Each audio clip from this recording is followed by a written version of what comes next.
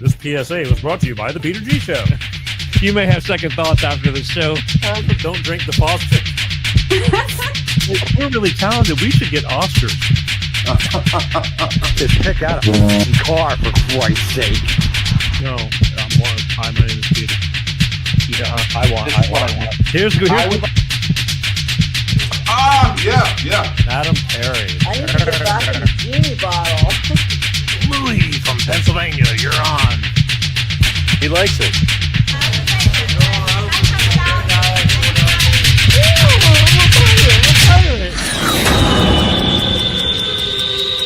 It's showtime.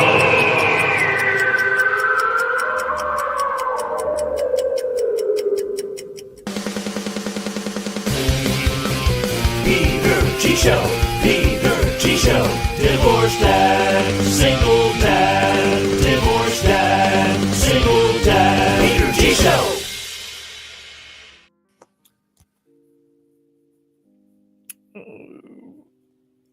Oh yeah, whoops. I was busy. How the hell is everybody? It's Wednesday. Thought I had it all together up until about a second ago, but now I'm back together again. Great to be here. Wednesday. Every Wednesday, like clockwork, welcome to Life with Peter G, the Peter G Show. As I said, every Wednesday, 6 p.m. Pacific, 8 p.m. Central, and 9 p.m. on the East Coast. Minus a button or two. God willing, all here. Hope everybody's doing well. Fantastic weather this week. Spring is in the air. I think. Not that kind of spring. But it's been great out in many parts of the country. Talked to a friend today down on the Gulf Coast. Said it was 75, light breeze blowing. Couldn't ask for a better day. Over here in Southern California, it was just about on the verge of sweating. Great weather. But some places are still going to have to take a little time. But either way, I'm glad you're here. Welcome. Let's see what's going on here early in the comments. Look, Steve B. beaten off to the races, man. Right there, waiting, chomping at the bit. Can't wait. Neither can I. Welcome. There we go. And then look who we got here. It's the Gulf Coast correspondent. Hey, Pete, let me hold the dollar. Yeah, as soon as I get a dollar, I'll let you hold it. Take a check. And what else we got going? What does Paul say? Paul says that love is in the air. Love is in the air. It's springtime bikini weather, Paul. So get your bikini all warmed up. Pay to see that shit.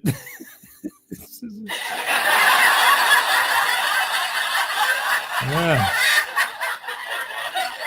I'd put that crap on the show. We'd feature you.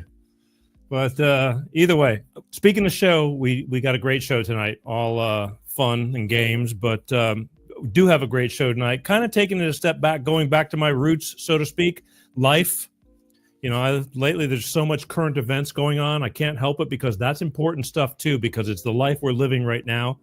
But we're going to take it back and we're going to do something. I am going to be talking tonight about men's health, mental health, depression, suicide. I mean, it's a lot bigger than what's talked about, and I can never talk about it enough.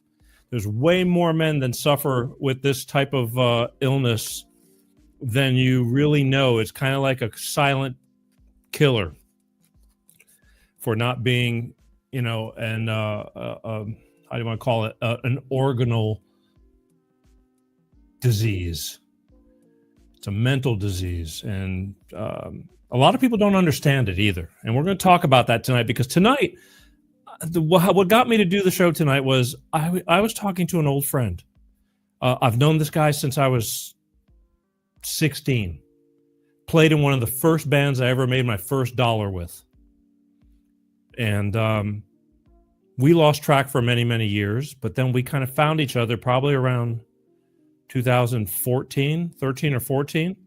And we've been in touch. We'll get into that. But the bottom line is only about a couple of months ago. And I've seen this guy a bunch since finding him again. Because I grew up with him, basically not grew up, but we're in Pensacola, Gulf Coast.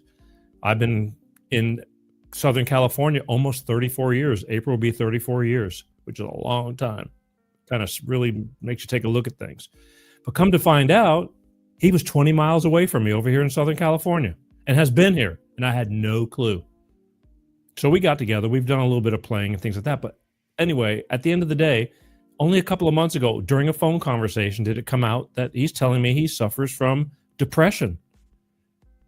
And I would have never figured it, because the times when I was around, when we're all around, I just don't see it. But again, I only see him for a little bit. But I know enough about depression and men's health and suicide. I can count on, fill up my hand of people I know that have committed suicide because their brain got all screwed up and they got all messed up in their head and they took themselves out just because they didn't really realize what they were doing. And I know if they could have taken it back, they would have. Good people, not bad people. And it's a serious issue. And so we must have talked 3 hours that night, because I didn't even know it. But from what I gather, he was kind of having a little bit of a episode then. And I kind of, with all my stupid shit I talk about, I kind of at least took his mind off of things. And after we talked about that, I asked him, I said, would you be willing to come on this show and just be open? And because there's a lot of people that need to hear this kind of stuff, because a lot of people go through this and think that they're the only ones. And he said yes. So tonight I'm going to have Jeff on the phone. He agreed to come on phone. He didn't want to come on camera, which I said that's totally cool, so long as we tell the story. And he's going to be on in just a short while, and we're gonna go into it, about into depth, and what he's doing to try to better himself. And again, for most people, you don't understand. It's like, how can that be? I don't, because I get pissed off, but that's not depression. That's stupidity. This whole different ball game. So we're going to break it down and get into it. And I think you're going to enjoy this. I think people need to know this. People need to hear this. It's important. So thank you for tuning in. I want to remind everybody to share, subscribe, please. YouTube, subscribe, Facebook, follow, like. It's important. I got to get these numbers up. We're on a bunch of different other platforms too, LinkedIn. But my main focus is YouTube and Facebook, because those are the biggest crowds. But YouTube gives me a hard time. They ban me. They shadow ban me. They hold me down. So please just make the effort. Plus, if you want to watch the show live and you want to comment live, such as Paul and Steve B commented first thing right out the gate, you need to be on one of these two platforms. I'm narrowing it down for the live shows. The live shows, if you want to be able to comment live so I can see your comments, you need to either be on YouTube at the official Peter G Show page on YouTube, and or Facebook, the official Peter G Show Facebook page. I am no longer doing the live shows on the other couple of pages I have on Facebook. Now, the shows will transfer over when the show is over, but you won't be able to see it live. So please, just go to the official Facebook page, hit the like button. It'll notify you when I'm on. I'm pretty sure it does, as it does on YouTube, as I'm pretty sure it does. But please do that. Also, don't forget, for those of you who are busy, put an earbud in your ear, go to Google Peter G Show podcast. You can take the audio version. All these shows, once they're over live, get transferred over into the audio podcast, 26 different audio podcasts, and it goes over onto that, and you can get it on demand. I mean, you're talking Amazon Music, Spotify, Apple Podcast, the whole deal. What's going on here? Michael, I think you've tuned in before. Michael says, get a Rumble account. I do have a Rumble account. It just doesn't go live there. But the show gets uploaded within hours at the show is over. So you're in luck. I'm going to look into going live there, but it's just it's politics. It's politics. I like Rumble. I can't get arrested too much on it, but it's growing slowly but surely. But I do have a Rumble account. But here's my point. The reason I'm sticking with Facebook's and YouTube's is because, like, I'm the underdog. All the big people on Rumble and all the big people on BitChute I do really well on too. But on X, everybody's really like-minded and everybody's on the same page, and and I get that. I'm trying to reach, call me stupid, but I'm hanging in there trying to reach the unreachable. The people who are sitting on the fence, the people who they're not here nor there. Now, some people, no matter what I say to them, they're going to tell me to F off, and that's fine. But there's a lot of people on YouTube and Facebook that like just are floating through life and don't have a clue. And when I'm bringing these current event / politic things into their life, if they happen to tune in, I'm hoping that they'll at least watch some of the things that I bring to the forefront. Because again, I'm not telling you to believe me. I try to bring on content showing you what's going on. Whether you choose to believe it or not, that's up to you. Because a lot of people just don't do anything. They just take what they see on CNN and MSNBC, DNC, and they just go, well, it's got to be true. It's on the news. And we all know how that's going. All right. I recently had somebody that's close to me in my personal life. I mean, not close to me, but an old acquaintance happened to see a post of mine defending Doge and Elon Musk for trying to get into the nitty gritty to help sort these things out with the waste and fraud spending. And this person commented, I see you're drinking the Kool-Aid. And it's like, well, depends who you ask. And unless you come on this show and try to explain it to me, that's all most people do. They just, say something snide. And but they're more than welcome. Anybody's welcome to call into this show when I turn the phones on, or I'll bring you on as a guest if you want to explain it to me. But I normally don't get the people that call me names. They've got nothing to defend it with. They just post rehashed gaslighting memes. Again, I'm open ears. I'm willing to listen to your side if you can defend it. I just don't think you can, or you would be. But I'm open to it. So that's why I really try to stay on Facebook and YouTube and LinkedIn and things like that. Now, Rumble, again, most people on Rumble are all on the same page. So I'm preaching to the choir, so to speak. So I'm kind of like the underdog. I'm the guy who's trying to be the lukewarm water between the fire and ice, although I'm still catching hell because I am more of the fire. But I'm just trying to make a point because sometimes I just realized that, had I not only woken up about 10 years ago, I would have been the same thing. But it was brought to me little by little, and I finally caught on. And I believe that I can bring a few people around. I'm not asking them to believe everything I believe, but the truth and common sense is the truth and common sense. So that's what I got to say about that. But either way, please Google if you want to listen to the show on audio podcast because you're driving in the car, you're at work, you're exercising. A lot of people listen to podcasts. Podcasts are very popular, the audio version. So please go to Google Peter G Show podcast and pick one of the platforms and listen to the show on audio. Real quick, couple of things. I want to thank everybody. This past weekend was my birthday. They're coming quicker and quicker, but I am grateful. It was my birthday, and as these past few years since doing this show, it's more than just my inner circle of people wishing me happy birthday. It's a lot of people all over on Facebooks and things like that, because it comes up kind of, with your birth date and all that. And just as the Peter G Show wishes everybody on Facebook, if your birth date is on the Facebook page, on your information page, this show wishes everybody a happy birthday every single day. And it's been going on for years. So a lot of people were kind enough to return the favor and take a minute out of their life. And thank you. I'll put that up there. Thank you, Michael. I appreciate it. Man, like I said, life's, got to make the best of it. And I do. I'm truly grateful to be here. Doesn't have to be that way. As we get older, we're losing, at least I'm losing a lot of friends. Some way too soon, way before they should have. And ever since the old Jabberini, I'm afraid that there's going to be a lot more through time, going quicker than what they should. But I digress. So a lot of people were chiming in. And I try to make it a point to personally thank each and every person on Facebook that wishes me a happy birthday. And if I missed anybody, I'm sorry, because a lot of them come in later because somebody might see that, that it was my birthday 4 days later. And I'm still trying to catch them. But I've spent the past 3-4 days typing and personally thanking each and every person if I can find them, because I usually can, but a few slip through the cracks. But I do truly appreciate it. I realize it's like, you don't have to do that, but I thank you for doing it. I do.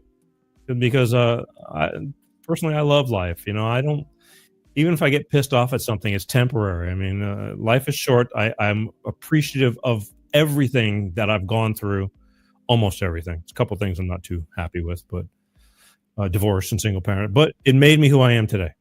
It did. I wouldn't be here if it wasn't for some of the ass aches, and it's just part of the journey, I guess. So I try to tell people, it's like, if you're still here, regardless of how your life is going, you may think that, you're homeless or you're losing things, and I get it, but you're still here. You're not down for the count yet.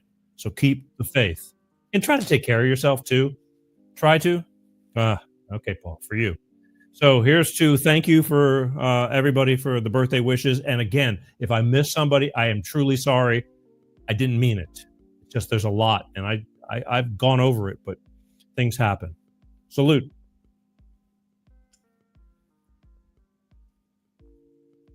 Ooh. Smooth. Yeah. Don't light a match. Okay. Also, one more thing. I did get an email this week. We got to get going. We've got to get Jeff on here.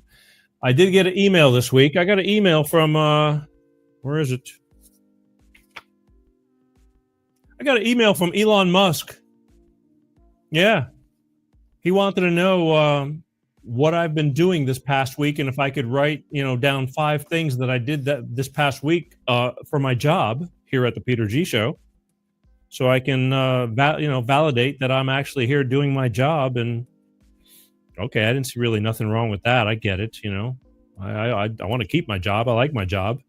I think I got a good job. What do you think? Enough about me. What about you? What do you think about me? So I sat down. Took me all of 2-3 minutes. I mean, I do so many things during the week, and I told him what I've done for the past. I gave him 5 things that I did this week.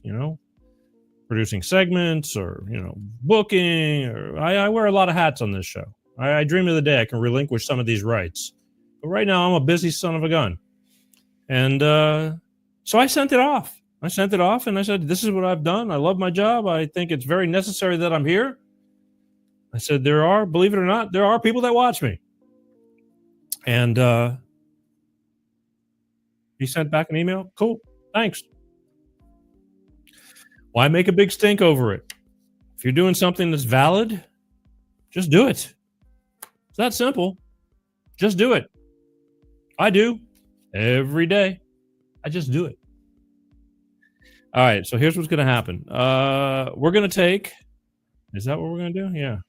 We're going to take a quick commercial break because I want to hear from my good friends over at Clean Star Products with their money-saving fuel additive DX1 driver. Because let's face it, folks, it makes sense to save money. And we'll be right back. Hello, I'm Tyrone Thompson of CleanStarProducts.com. This is DX1 Driver in the news, and here's what our friends have to say. So I'm here to recap on the DX1 I've used. I put it in the oil and I put it in the gas. While I'm using it just for about 3 tanks. Cleaned everything out. I got every ounce of power back in my truck. When Jared's truck was new, it had a lot of power. Then over time, it began to slow down. He got it all back with our DX1 Driver program. Something you got to see for yourself. It's a great product. It's affordable. And it blows all the other additives and esters out of the water. DX1 Driver is the finest oil in the world from a California environmental company. It goes into the fuel system and the oil. It's the only green grade product qualified for the carbon credits program, giving you better fuel mileage, lower emissions, and increased horsepower. So join the fuel savings revolution today. Go to CleanStarProducts.com/shop.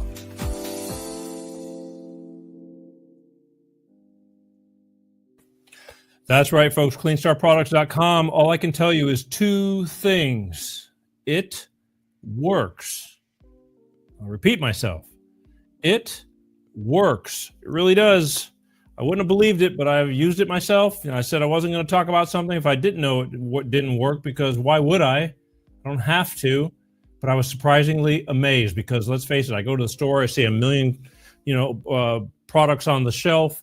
And every product says, yeah, it's really good. But you never really know. And I use it, again, I noticed the difference within about 3 tankfuls. I mean, you take this little bitty bottle, you put it in a fresh oil change. This bottle is the size for a 4-door sedan. If you have a SUV or a pickup truck or anything larger size vehicle like I do, this bottle's a little bit bigger. You can see the difference right here. But that's it. Put one of these bottles in a clean oil change. Last the whole oil change. And every time you fuel up your car, you put one of these little bottles in the fuel. Mix it with a full tank. Notice the difference within about 3 or 4 tanks. I did. I have a heavy vehicle, and I realized that I'm not having to step on the pedal as much. It was more responsive. It cleans out all the gunk. It's a higher mileage vehicle. It gives it more lubricity. It's like, let's face it, when you're getting older, you need to have good food, good body. Makes sense. But don't believe me. I'm telling you, this is where it's at. And here's what I want you to do. I want you to go to www.cleanstar products, and they have a phone number. And I'm looking for it right now. Where the hell did I do with it? Oh, there it is. Call them. Call them. Ty Thompson might pick up the phone himself. You'll have questions. He'll answer all your questions. He has a product that he's proud of. And they believe in their product because it works. After you get through talking to him, should you decide to order, please mention that you saw it on the Peter G Show. Why, you ask? Good question. Because when you say you saw it on the Peter G Show, Ty is going to send you 5 bottles for the price of 4. Yeah, 5 for the price of 4. Deal's a deal. This is the perfect starter kit. This will make a believer out of you. You put one in a clean oil change, it will last the whole oil change, whether that's 5,000 miles or 10,000 miles, depending on what kind of car you drive. If you drive a Mercedes, it's 10,000 miles. If you drive an American car, it's 5,000 miles. All right? And then every time you fill up your tank, you put one of these little bottles in there, you're going to see the difference. You're going to feel the difference. You're going to get a little bit more better gas mileage. I noticed it all. But again, call that number, talk to them. Don't listen to me. Try it. You'll like it. 5 bottles for the price of 4. Call that number. Go to that website, www.cleanstarproducts.com. All right? They got a product that works. They believe in it. They're proud of it. And so am I. Just make sure you mention it that you saw it on the Peter G Show. All right? Okay. Timeout. One more timeout. All that advertisements making me thirsty. All right. I said this a few minutes ago that we are going to have my old friend Jeff on the phone to talk about men's health, mental health, all the above. And I meant it. So without further ado, let me see if he's hanging in the wings here. Jeff, you on the line? I'm here, Peter G. All right. Well, here we are. You are live, and I want to thank you for giving me this time to talk about this because I think it's really important. So thank you. Oh, thanks for inviting me. No, it's cool. And again, don't be nervous. There's only 3 million of my closest friends. Okay. Okay. Yeah. So earlier on, I don't know if you were listening in the wings or not, but earlier on, I just told people that a real quick thing about how we met when I was probably 16 and that we played together and I played with you in the very first band that I ever made my first dollar with. Yeah, it was fun. Yeah. We're really young and we had a blast and it was a lot of craziness too. There was a lot of craziness. So there was because now I don't remember what year I didn't see you. I think I saw you from probably 1977 to maybe 1979 or 80. And then I don't know, you disappeared, I think, right? Yeah. In either 80 or 81, I ended up moving to Virginia. Okay. So I haven't seen you since then. And then through Facebook, I happened to see a post. Maybe did we re-meet again in like 2013 or 14? Yeah, it was around there. Yeah. So unbeknownst to me, 2,000 miles away from where we originally started, you're living 25, 30 miles away from me here in Southern California. Right. And we got together and we started talking, and then we've even done a little bit of playing together for old time's sake over these past few years. However, even then, I noticed I'm going, wow, Jeff has calmed down quite a bit because back in the day, you and Mike Liff and all these crazy people. I mean, you guys were pretty off the hook. I mean, I was tame compared to you. You were the youngest and the sanest of us. Yeah, maybe I was. But we all had a great time. But the thing was, when I re-met you again, you've calmed down like tremendously, like you're real soft spoken and you know, and it's like humbled or something. But you know, we all change, we grow with age, which is not a bad thing. Yeah. Because you would have been in jail. Yeah, because you would have been in jail. Absolutely, that's the path I was headed for. Yeah, okay. Because it was I don't think you were like a bad guy. It was just stupid shit guy, you know? Yeah. I like to do anything for a laugh. Yeah. It was just, you know, and like I said, a lot of memories, you know, we had a great time, but you know, thank God we grew out of it a little bit. But it was part of the shaping up, and we did a lot of good things. I mean, I don't knock it one bit. I mean, it was part of our past, and I'm proud of it. But so through these years, I'm still seeing you. We're getting together and playing every once in a while, but still, all I see is quiet Jeff. Man, Jeff has really gotten quiet. No big deal. We play music. It's been great up until about a month and a half or 2 months ago when you called me one Friday night or whatever night it was, and I happened to pick up the phone, and we had a 2-3 hour conversation, correct? Yeah, it was a good one. It was a good one because I learned a few things. Well, actually, I learned something I didn't have a clue about. And unbeknownst to me again, I don't know whether that night you were having a few little issues, because I do remember you saying something about you feel better now that we, you know, because after having to listen to me, I guess you can feel better about anything. But I didn't know that you suffered from depression. Yeah, it's been with me my whole life, just in and out. It ebbs and flows, and sometimes it's really intense, and sometimes it's livable. You know, you say it's always there. So you're telling me when we were 17 or 16 or whatever the hell we were back then, you had it then too? It wasn't nearly as focused back then. I knew something was weird, but it manifested in just being a dumb young man and not knowing what to do with his life and being very ungrounded. But later, the depressive symptoms started showing up. It just got harder to do things, harder to stay motivated. Yeah. Wow. I wouldn't have never known it. I didn't know it. I didn't, even through all these years when we, you know, get together and play a little bit. I didn't see it because I'm only there for a little bit. And you know, I agree with you. You said that you know, we were just there playing music and that was fun. I mean, yeah. Music's a great outlet, and it's so healing for me. You know, it's to have that creative outlet and enjoy other musicians, you know, all create music together. It's just a blast. It's okay, so much fun. But the thing is, from what I gathered, I mean, when I re-met you, you became an engineer, correct, and had a working life. Yeah. I mean, after I left Florida in the 80s, I went to university and got an engineering degree and started working in the industry in 87, I think. And I've worked with several companies.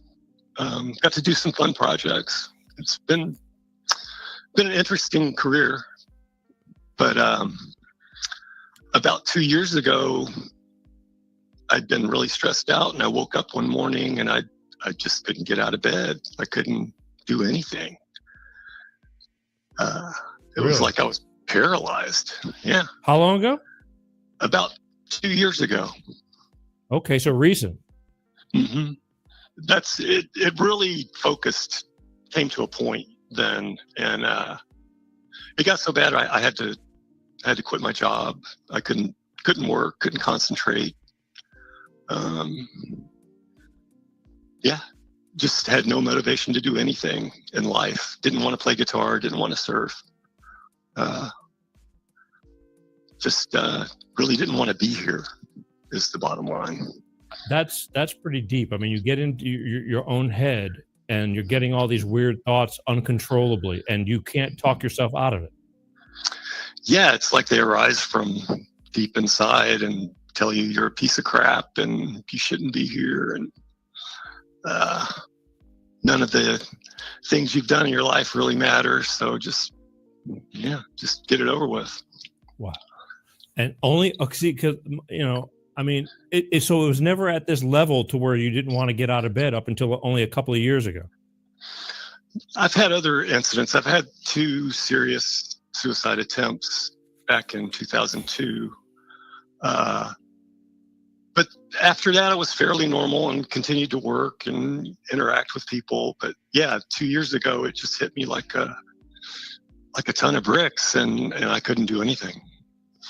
Wow. Hang on a second, Jeff. I'm getting a text that thinking, I think you got booted off of YouTube. I can't see why they'd ban me for talking about this, but then again, I don't trust anything. If anybody's on YouTube watching, please comment, say that you're still there, because I can't tell right now. I just had somebody who switched over from YouTube to Facebook, but they're telling me I got booted off of YouTube. That'll be a first. It's been a while. But okay, let's go. It doesn't matter. I mean, believe me, I'll work it out. But I'm just the live thing. I like the people that are watching live. Okay, so but you get into your own head, and again, this thing just comes out of nowhere. It just happens when you wake up, or it doesn't matter whether it's daytime, nighttime. When it hits, it hits. Yeah, it's usually worse at night or early mornings. And I've got exercises that I do that help, but like I meditate and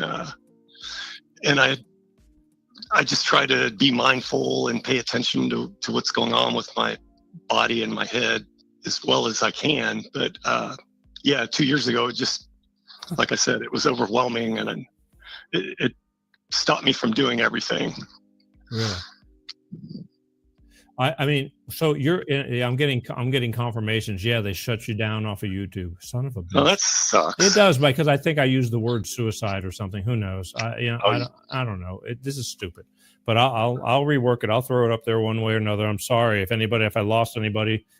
I hope they switch over. But this is what I'm dealing with. I mean, I'll be glad when the Orange Man can reverse the Smith-Mund Act and we can get into free speech again. Hang on. I just inhaled. I think they're taking me out. So let me go. Sorry. I got all excited. Let me tell you. So when you're having these episodes, you're aware you're having these episodes in your head, and you're thinking to try to talk yourself out of it. Are you aware of that, or it's that overwhelming that you just, whatever's happening is happening?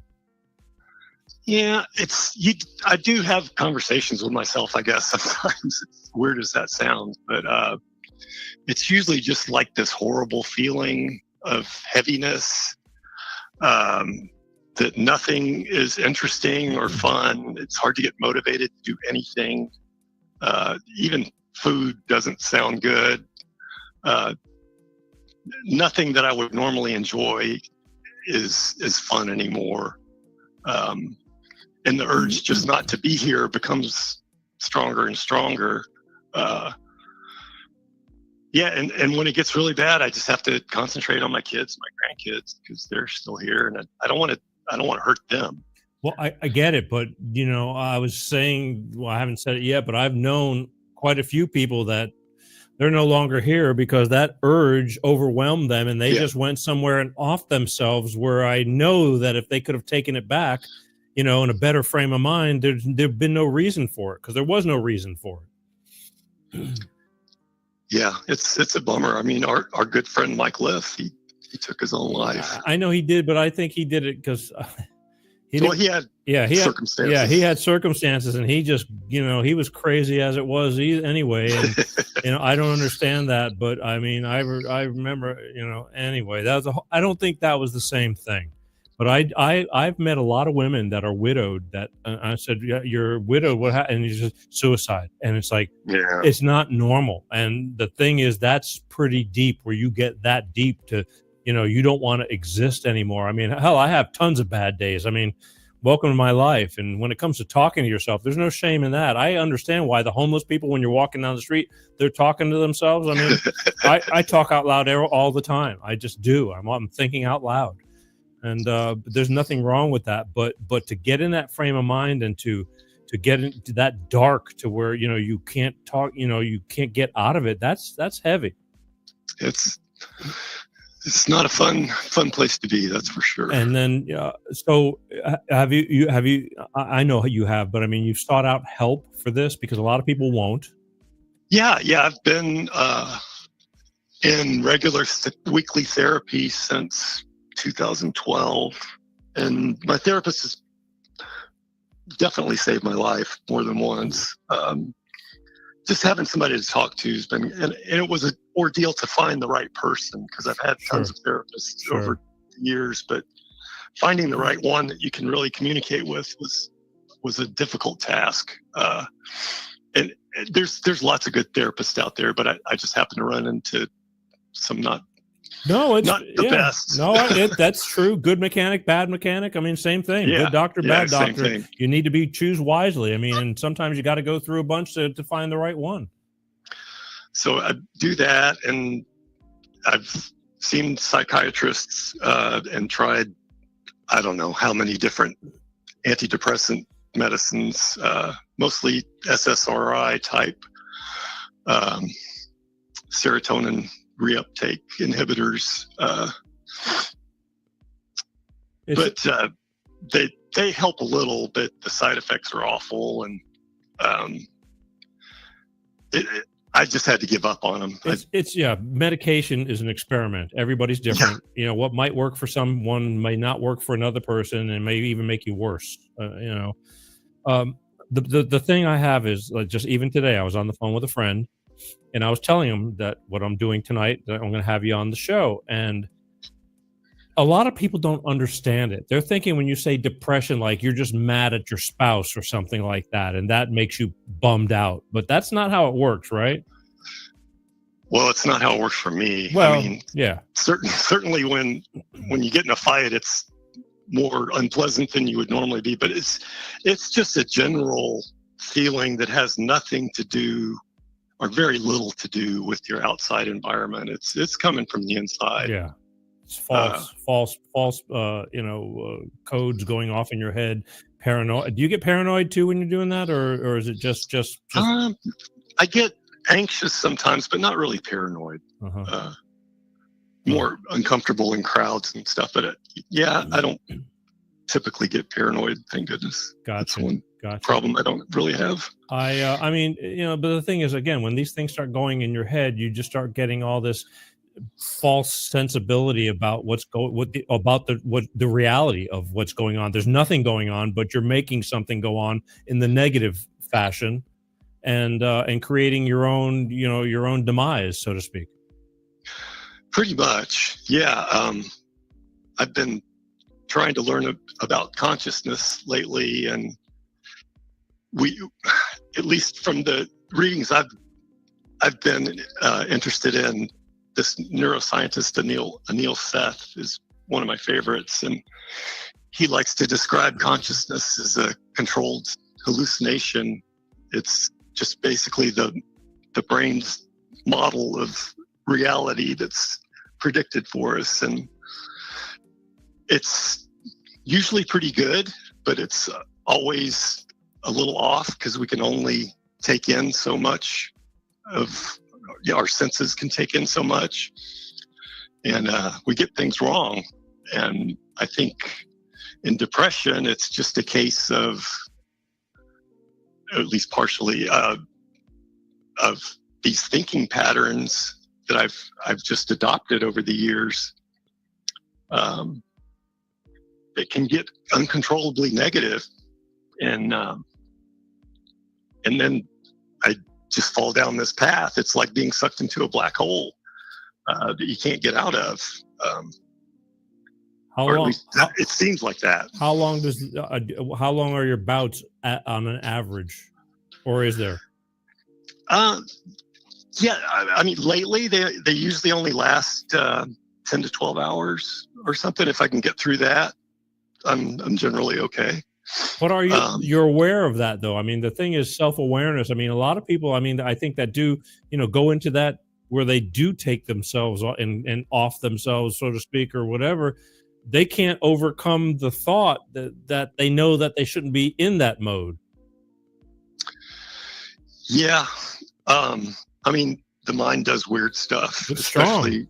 especially when it'll create very real scenarios for you that have nothing to do with reality. So, What do you think about?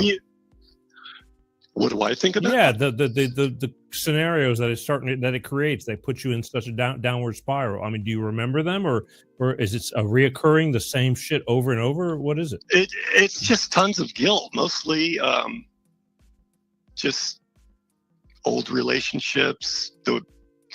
I feel like I was a terrible father.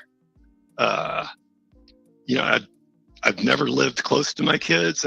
They've lived with me, some of them on and off, but I don't know. I just feel. Do your kids talk to you?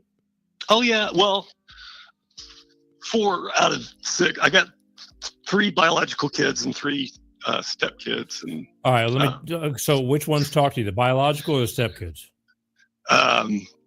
2 biological and 2 stepkids talk to me, and Quite a combination.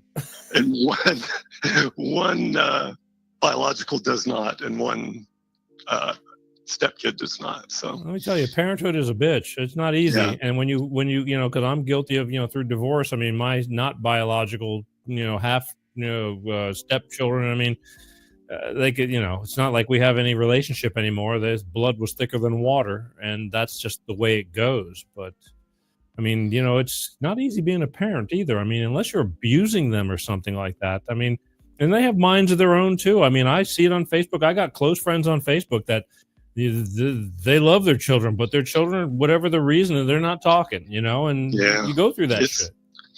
it's sad that that's pretty common as well. Just parents and children not talking to each other. But Yeah. it's hard. I mean, I wish I could have been there for them more. And I'm just terrible with relationships. I've been married and divorced 3 times. Well, 3 times is a charm, Jeff. You think? Look, okay, let me tell you something. I've met a bunch. This is how this whole show started, with divorce and single parenting and all that kind of stuff. And I've learned a lot by meeting a lot of people. And I've met people that were married 3 or 4 times, and on the 3rd or 4th time, they're married 25 years and more, and happier than they've ever been. It's just hitting that. You know what I mean? It's just sometimes it takes that. I look at them going, because after going through mine was just the worst. But I can see that if you do it once or twice, you're better at it than the first time around. It's always like gut wrenching. I'm not saying to be proud of that, but you learn something from it, and if that's what it takes, and you're willing to step out there. Because I look at some of them, I'm going, I don't know if I could do it after the second time, after going through what I went through. But then again, you don't do that the repetition of the same ass ache over and over again. Yeah, it's always different. Yeah, unless you're codependent and you just grab onto someone the minute you're out of a relationship, that shit never works. But I don't know. Yeah, I can't tell you where it comes from. I mean, okay. It's okay. It's not. Look, my childhood was a little weird. Well, take a number, dude. Everybody, there's no perfect. There's no. I know. Yeah. I know. It's just the way I dealt with it. Okay. Wasn't the healthiest. Okay, I get that, and I'm telling you, especially when I moved to the South. I mean, I'd never seen, because we moved to the Gulf Coast when I was 15 years old, and I came from Connecticut, and I was a damn That's Yankee. A big change. Yeah, it sure was. They all made fun of me, and I never met so many stepdaddies, everybody was step this and step that. I'm like, it was like, wow. 15 years old, the girls were sneaking out the windows where their dad was nailing the windows shut, on their bedroom, it was just a whole different world. It wasn't like that in Connecticut when I was growing up. I mean, it just wasn't. A whole different culture. So, every place is different, and everything is different, and whose daddy's drinking, and I mean, it was just like really, really different. But it is what it is, and people survive. Some don't, but most do. And again, you just kind of blew me out of the water with this. I mean, when I hung up the phone with you after, we had a pretty long conversation a couple of months ago, or whenever it was. Yeah, it was good. It was helpful for me anyway. Well, I realized that, but I didn't realize what I was doing. We were just talking and until you opened up and told me. I would have still never have known. And this is when I started thinking about this. I go, because I know that there's so many people that go through this kind of stuff that need somebody to talk to. And what did I tell you when we hung up the phone? I mean, to call me anytime. Yeah, call you anytime. Because I'm not a mind reader, but I rather you call me at 3:00 in the morning than getting the news that, did you hear about Jeff? Yeah. And it happens all the time. It's just when you're in the middle of it, the phone weighs 1,000 pounds. I get that. It takes a lot of special effort to drive it into your head. Like, okay, not like, no, I don't want to call him. I'm not going to bother him. It's like I said, bother me. But I realize that it's easier said than done when you're in the moment. Yeah. When you called me a couple of months ago, were you in the moment? And because you called me out of the blue.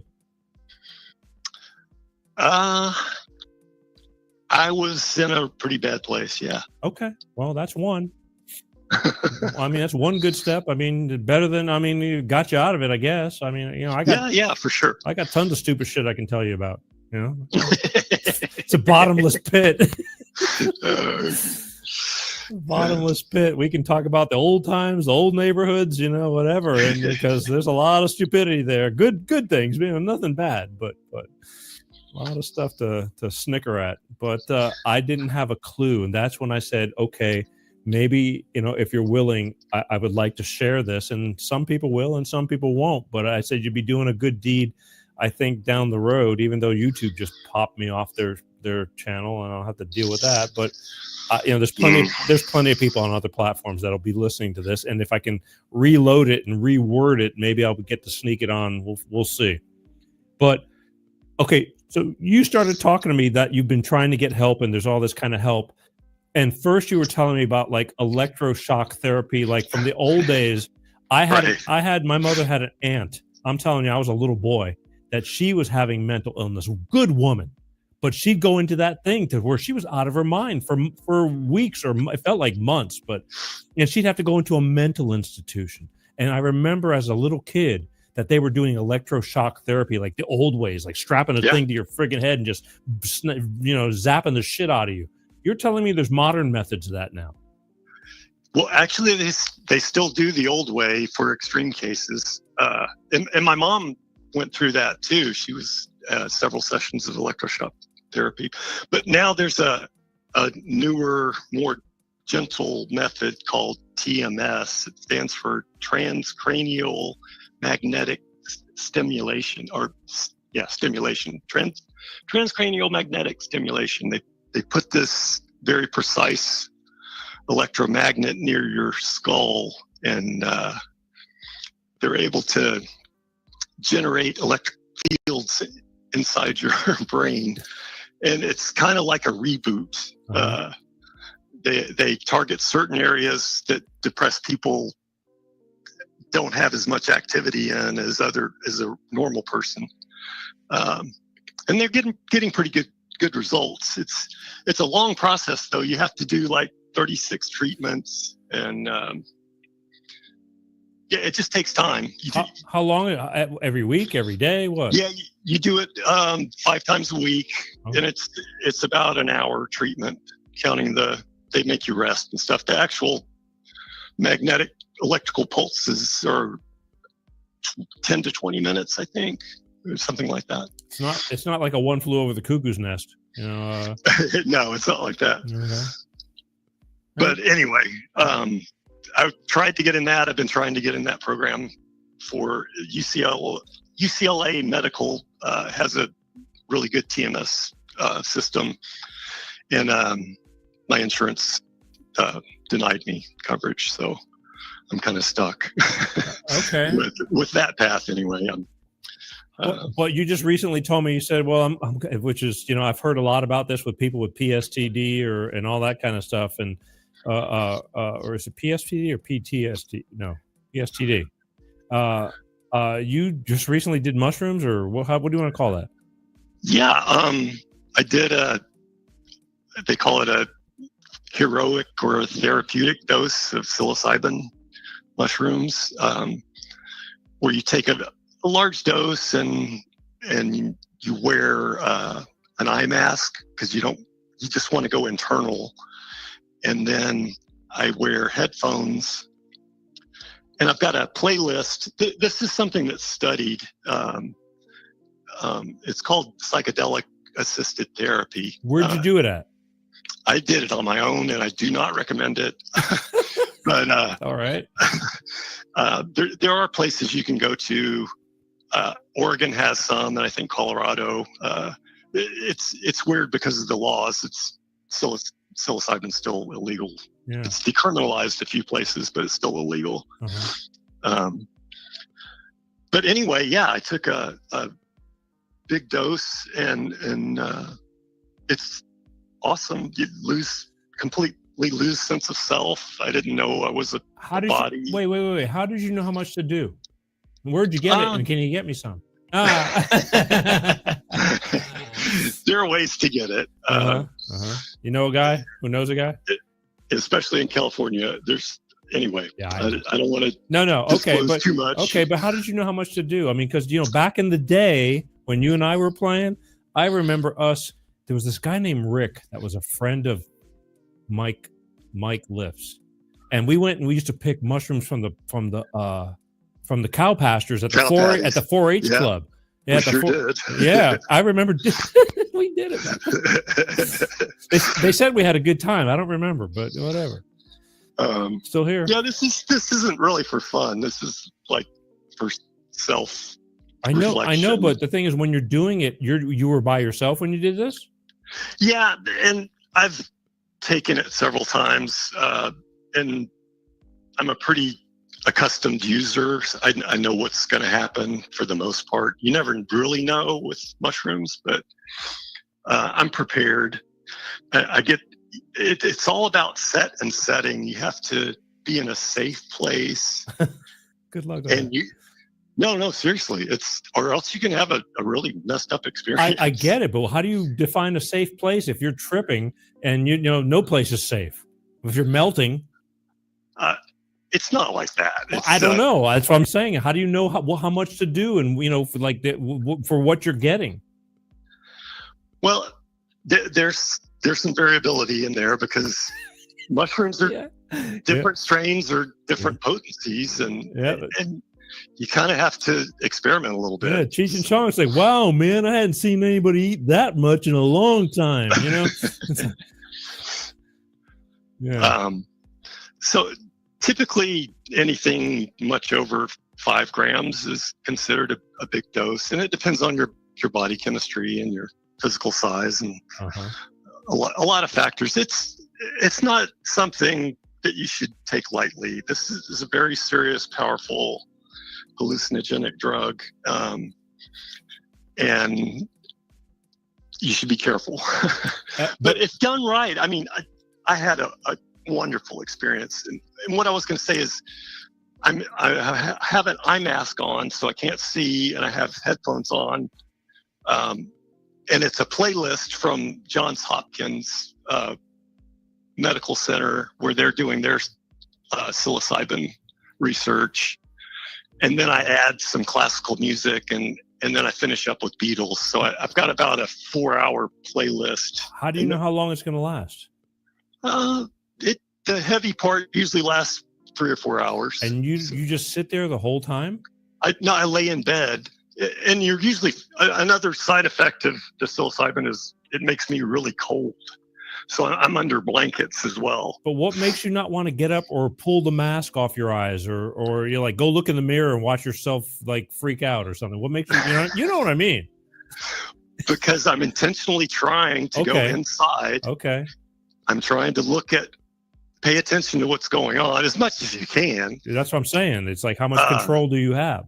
You don't have very much. And like I said, I completely lost sense of self. I didn't know I was a person. I didn't know I had a body. How about, are you laughing to yourself? It's fun. I mean, I smiled a lot, and I would also be crying, and I would touch my face and it would be wet. I didn't realize I was crying.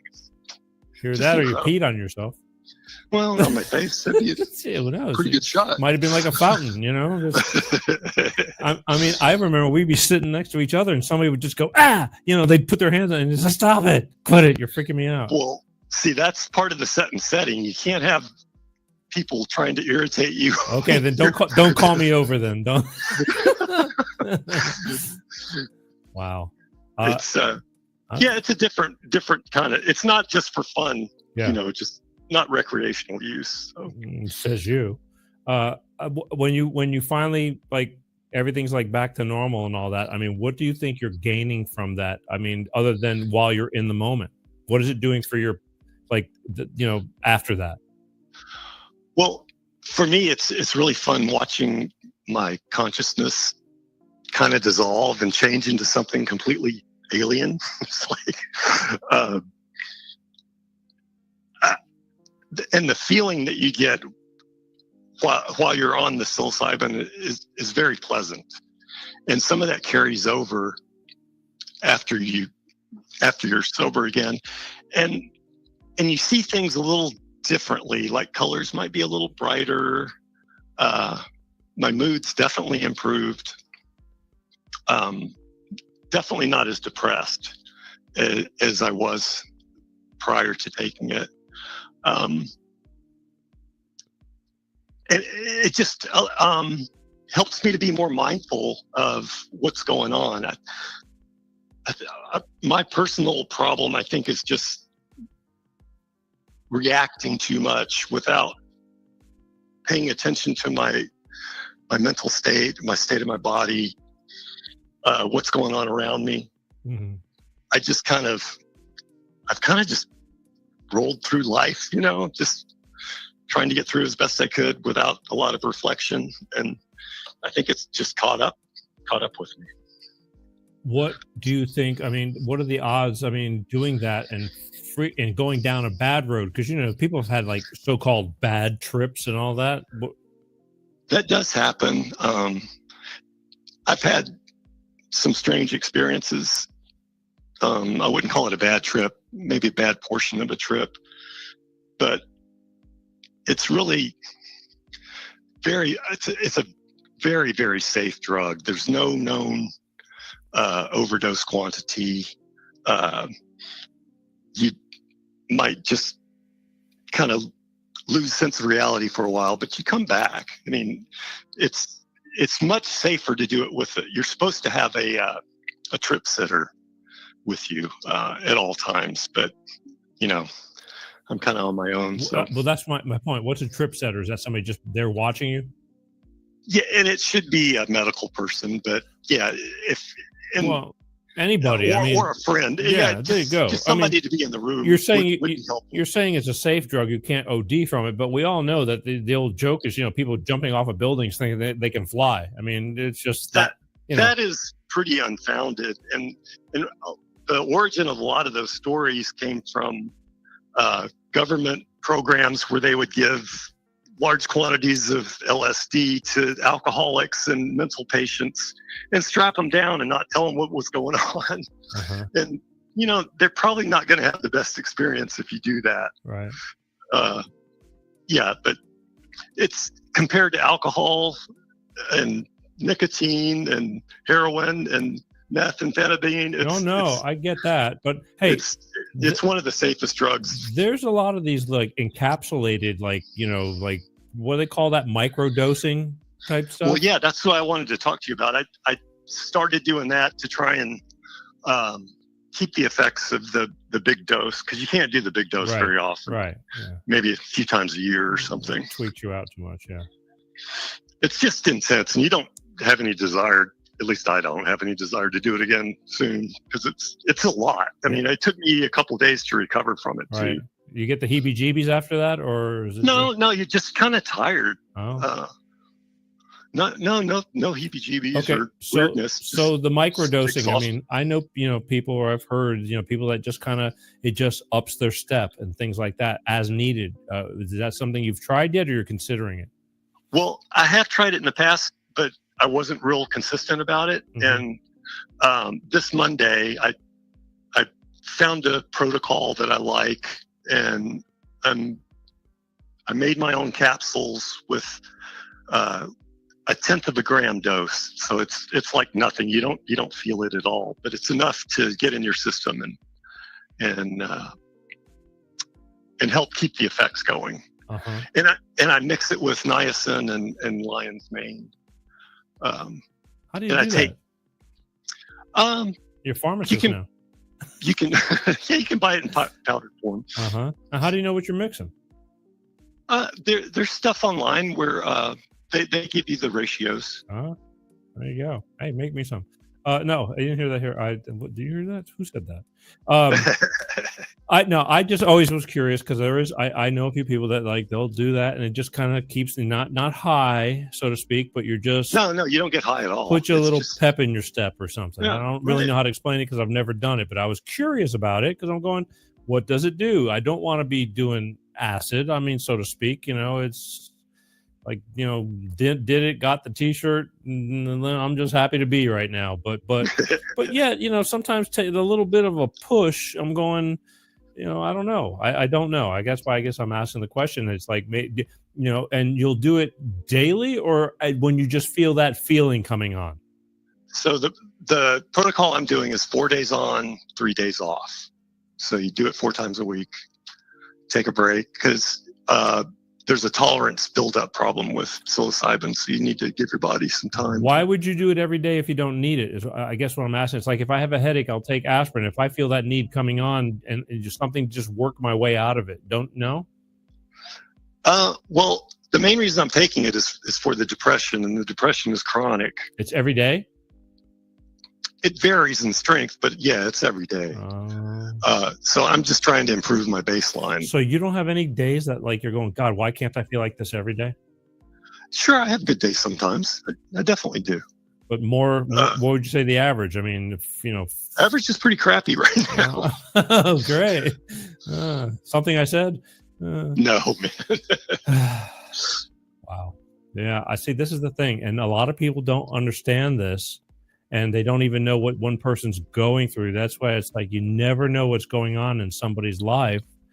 And that's why I wanted to talk about this because, you're just not out there holding a sign going, I am friggin' feeling like shit today. Besides like aches and pains, like, normal aging or anything like that. You're mentally having these inner thoughts. Meanwhile, you're sitting there looking at somebody and not, even giving a clue. Well, yeah. I guess that's the way it is. I mean, I wouldn't, again, the times when we'd get together, we'd be together for hours and you just, we didn't do a whole lot of talking. I mean, some laughing we did, but, it was just, we were just playing and screwing around. So I didn't have a clue. I would have never figured. I thought you were just, just grew up, so to speak, as opposed to me. Well, don't let this tie fool you. It's like I said, music's a great therapy for it. I mean, well, how about when you're at home? I mean, do you think it's more when you're home alone, or does it happen even when you're surrounded? Like, you have a girlfriend, right? Uh-huh. Okay. Does it just even come on while she's around, or does it mostly when you think too much? It's just random. It's mostly late at night or early in the morning. Wow. I wonder how does that work? I don't know. In the afternoons, lighten up. Well, staying busy helps. Okay. So I just try to, I've got the silly dog. We got a puppy 9 months ago, and he's really energetic. So he gets me out a lot. And I'm trying to get myself together and join the workforce or rejoin the workforce again. So I've been studying, and I've got some little electronic projects that I fiddle around with, and just. Well, staying busy is good. I mean, I'm probably going to get out there too. I've been working on being a Walmart greeter. I've been practicing that for quite. No, You'd be great at it. I would be. Hello, I've been practicing. Hola, welcome to Walmart. Would you like it? Would you like a buggy carriage? Hello, can I see your receipt? I think I'd be good with the receipt thing. I could probably just like. I got the yellow marker. Hire you on the spot. Yeah, I don't know. Look, there's some good ones out there. We have one where I live in the area where I live. And, I'd have to take him. I'd have to do like a Nancy Kerrigan or something and take him out because, he's He's really good. I mean, he's very, very polite. I don't think the elevator goes all the way up, but he's a good human being for what he is, and he's always pleasant, and he takes huge pride in what he does. And I got to give him that much. I always acknowledge him. I do. I always go out of my way to acknowledge him and say his name and ask him how he's doing, and because the world needs a little bit more of that. I mean, he may not be the brightest bulb in the bunch, but he definitely is not the angriest one, and he tries. So that's all. Yeah, the world needs people like that. Yeah, sure. Yeah. So I'm thinking I might have to do that because times are hard, and and, yes, they are. Yeah, can you help a brother get a sandwich? It's gotten expensive, but I can only hope that we will all thrive in 2025. But so you've been doing all this, and so what's the plan for the future? I mean, just continue, and I mean, do you think that you can work your way out of this, or you're just trying to figure out how to live with this? Because this can go on for decades more. You're not that old. I'm getting up there, but yeah, my plan is just to. I'm seeing some relief. I've kind of given up on the medical profession except for therapy. I'm going to continue my therapy as long as I can. But I'm done with antidepressants, and I don't think the TMS thing's going to happen. So I'm going to continue with the microdosing, continue with mindfulness. I started meditating again. I've had success with that in the past. It's not spiritual at all. It's just paying attention to yourself. And just trying to get myself back into life, because I've kind of been out of circulation for the last 2 years, and I'm feeling better. I have bad days, but I'm ready to rejoin life. Right. Again, I had no clue. I mean, when you say meditating, to me, sometimes you're sitting there just thinking too much. Can that work the opposite, or how do you find your way to the bright side? It's a long process. It is difficult just to sit there and pay attention to your breath. Yeah. It's unbelievably hard. No, I know. I can't. I said I can't meditate. I can't. I get too distracted. So you start small, like anything else. I started a few weeks ago. I started meditating again with 5 minutes, and now I'm up to 10 at a time. I do it twice a day. And my goal is to get up to about 45 minutes or something. But right now it's super hard. It's like these thoughts come up. I have no idea I'm thinking them. I completely forget I'm meditating. That's what I mean. Meditate. I'm going to meditate. It's like grocery list. That is completely normal. It happens to everybody. Yeah. Start thinking about my past, the argument I had with so-and-so. And it's like, stop, you pay attention. You're supposed to be meditating. Do you do this at home, or do you go to the beach and sit, or what do you do? No, I just do it at home. Because you're kind of a beacher, right? You really got into surfing and things like that, and you're letting that go. Let it go. What's going on? I just haven't been able to motivate myself to get in the water, and it used to bring me so much joy. That's what I thought. I thought that would be like your happy spot besides music. Doing at least do that to get yourself out of the funk. Yeah, it's a goal, but I haven't been able to do it. Easier said than done. I mean, walk in your shoes, and I guess we'd all understand. Huh. Yeah, I live a half mile from the beach. I have no excuse. So. Well, you do. I mean, you don't, but you do. Your head gets in the way. Yeah, my head gets in the way. Yeah, your fucking head gets in the way. I get it. I mean, I don't truly understand it because I haven't lived it, but I do understand it, even though I haven't lived it, if that makes any kind of sense. I mean, I guess, you'd say you wouldn't wish it on anybody. Oh God, no. It's it's a terrible plague. Yeah.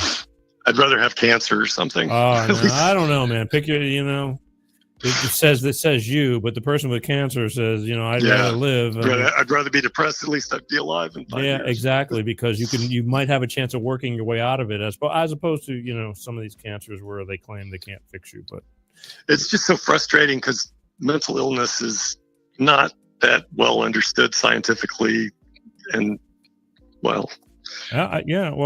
got a lot of a lot of room for improvement. Right. I mean, again, you kind of blew me out of the water because I had no idea. If you would, I would have never figured. I go, Jeff's fucking retarded, and You can't say that anymore. I just did. I just did.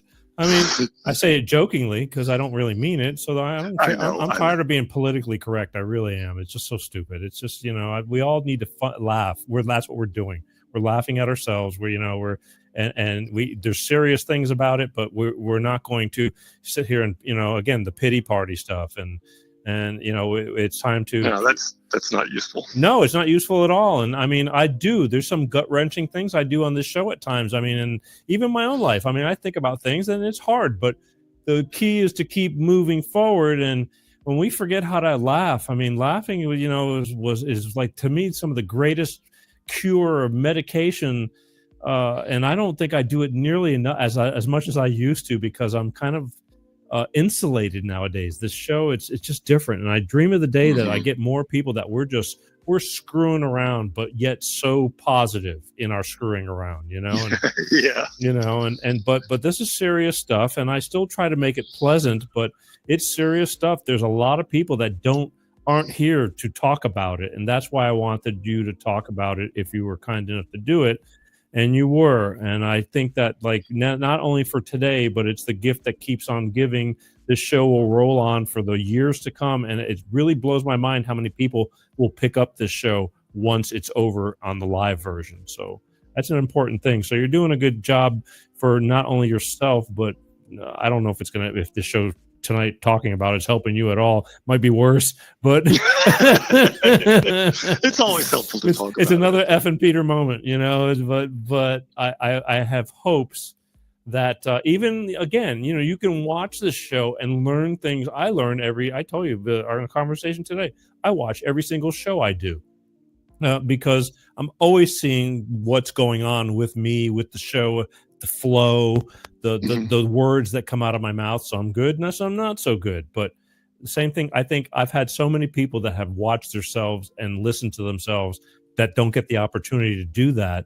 And it's an education within itself. You kind of don't really hear yourself when you're in, unless just like music, when you're recording or something like that. The same thing, Exactly the same thing. Yeah. And we're over, and this isn't something you do every day. You're not on shows like this to be well conditioned. And, I had somebody that said to me, well, Peter, you're on it. You do it every week. Give me a break. And I go, I get it. I'm not telling you this. I'm just saying, watch yourself and learn from it, and so in your case, it'd be listen to yourself and maybe you'll pick something up, I hope. But I don't know. I still don't see it, but I feel you. That's all I can tell you, because it's not easy. Appreciate it. Yeah. Appreciate it, Peter. All right. If there was anything from all the crap that you've been through for all these years, if there was anything that you could leave somebody who's going through this stuff that doesn't really understand it, like isn't as well, or even if they're well-versed or whatever, is there anything that you would share from this, from everything, all the crap you've been through, not necessarily on my show? I would say stay as flexible as possible and don't take life quite as seriously as you might want to sometimes, because everything's changing. It's flux is constantly happening. And it's best just to learn how to adapt. But when you're in your own head, how do you do that? When it gets really dark, my go-to is my grandkids. It's thinking about them. You call them, or do you think about them? No, I just think about them. Okay. Because it's usually late at night, and I don't want to bug them. See. But yeah, I mean, you have to have something to anchor you, or if it's not grandkids, it's your favorite meal, or your favorite activity, or your spouse, or something. Do you think being alone is like your worst enemy at times? I'm really introverted, so I'm comfortable being alone. Okay, but that leaves you more time to do more thinking. Yeah, it's probably not the healthiest thing, but it doesn't bother me. Okay. At least I don't think it Because does. when you say be more flexible, you're talking about like mentally or physically? Oh, no, absolutely mentally. Just don't. I've gotten so set in my thinking in the past where I'm convinced I'm right, and the alternatives have no place. So to get outside my box, my comfort zone, and just see what else is out there. It's easy to get comfortable and don't stretch. I mean, that's for sure. Especially if you can start getting that inhibition to, or no, I don't want to say paranoia, but you don't go and do things anymore. You know what I mean? You just get comfortable doing nothing. Yeah, and that's kind of the trap I've been into. Okay. That's part of my problem for the last couple of years is that I haven't been doing anything. You probably need to get out there and start working something that you can enjoy. I mean, because you're totally capable. I mean, physically you're fine. Yeah, right? I'm fine. Yeah. I'm fine. Yeah, physically. well, that's a big deal. A lot of people aren't, at our age, believe it or not. Yeah. I mean, Yeah. I got friends that are dropping like flies weekly, or maybe because there's so many people on my Facebook pages and stuff like that, or acquaintances or whatever. But it's like you got the gift of at least your physical health is there. You just need you need to get out there and go do something. I mean, to keep you busy, and that'll force you to stay busy. I mean, and plus something hopefully that you like. I don't know. Go invent something. I don't know. I don't know. Like all I can say is, I mean, at least you're aware of it, and I hope you can keep a grip on it to not go backwards. We'll check up on you maybe down the road and see how it's going. All right, but I appreciate you talking to people and me and doing this, because again, you really don't know how much you might be reaching somebody who is in a way worse state of mind than you are, and it could be the difference between life and death. And I'm really pissed off that YouTube yanked me off the air because this is not bad stuff. There we go. I got a whole bunch of. Let's see what we got here. It's there's a couple of comments. I know you can't see them. It says, "Thanks, Jeff. God bless you, brother." That's somebody, Lonnie, saying that. Thank you. Yeah. What else we got here? Paul says, "Good show. Thanks, Jeff." Good show, Jeff. Wow. Thanks. Yeah. No, there's going to be a lot more of that because. Thanks, guys. Appreciate that. Yeah. And it's you don't know. And I've learned this through this show that I reach more people unknowingly by putting myself out there, and that's just exactly what you did, and I appreciate it. So again, maybe we'll check up on you a year from now or something like that. So stick around. The jokes are free. Okay.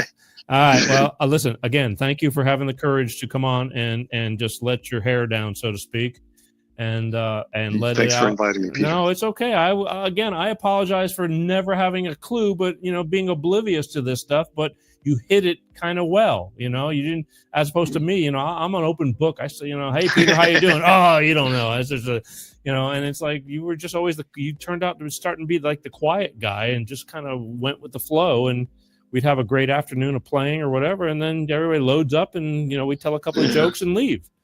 Right. And then back to whatever you were going to. So, and those were great times. I kind of wish, that things didn't change a little bit, but the world is forever changing. So, all we can do is be thankful that we're here. That's a great start. So thanks, brother. I love you. I love you too, Peter. All right. And Take care. And again, the phone is always, I don't care if it's 3:00 in the morning. If I hear it, I'll pick it up. I rather have that than the guilt of I missed the call and something stupid goes down because you can't help it, and which happens way too much. And that's the problem. Yeah. Yeah. All right. Well, I hope that this, like I said, that this show didn't bum you out. No, man, I'm in a good mood. Thanks for talking. All right. We'll talk to you soon. Ladies and gentlemen, Jeff, hopefully reaching out to say you're not alone and it is real. So pay attention, people, and love life. It's precious. So, all right. I'll talk to you later. Thank you, Peter. All right, Bye-bye. man. See you later. Hang on. Let's do this. I'm so pissed off that YouTube threw me off that's the first time they've thrown me off. And usually they'll let the whole show record and then pull it. They pulled it minutes into the show. Here's to Jeff. Hope you guys hope it was worth the I hope it helps somebody. If it helps one person, worth every second. Screw YouTube. Oh. Wow. Wow. I'm blessed to say I have a lot of people in my life from the past, present, all kinds of friends. And life isn't easy.